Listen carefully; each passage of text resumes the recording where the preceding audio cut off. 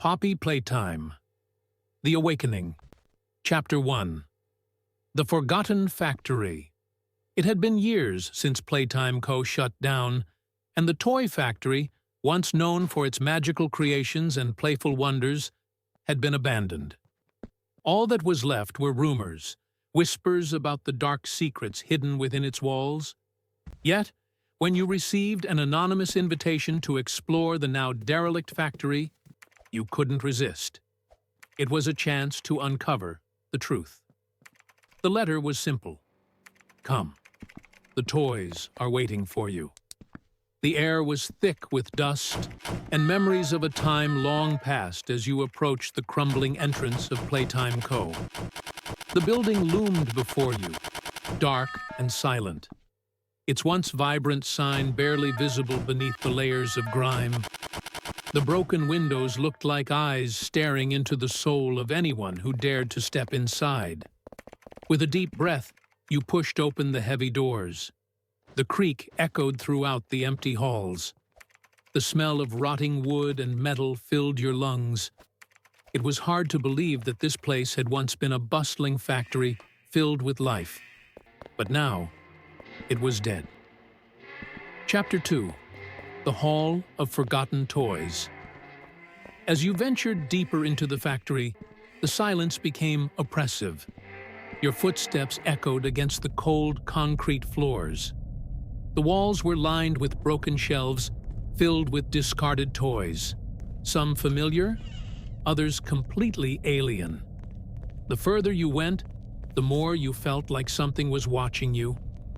Every turn of the corner, every dark hallway, seemed to hide something just out of view.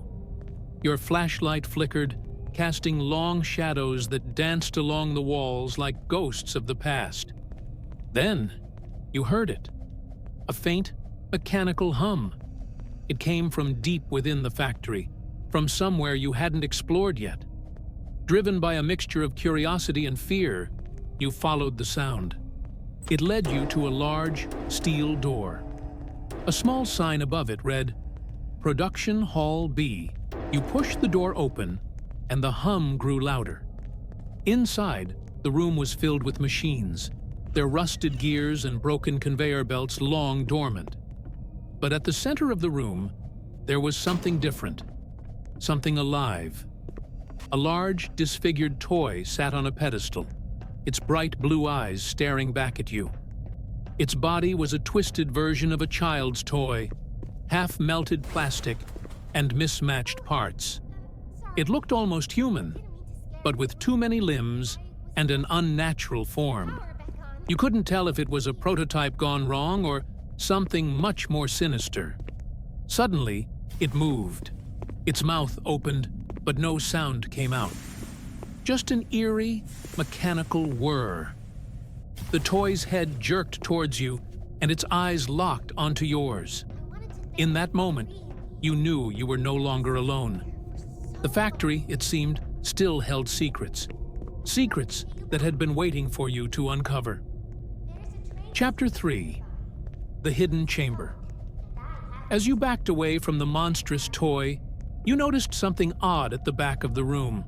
An old elevator shaft covered in cobwebs and dust.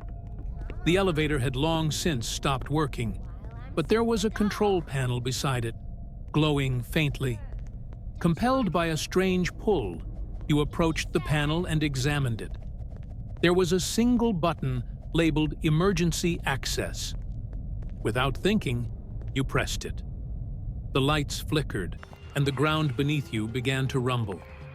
The elevator creaked as it slowly descended, and the sound of grinding metal echoed through the factory.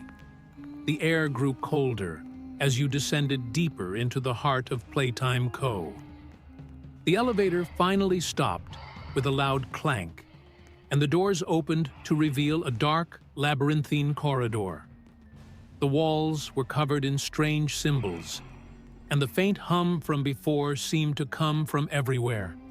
You stepped into the hallway, and the door shut behind you with a soft thud. The only way forward was into the unknown. Chapter 4.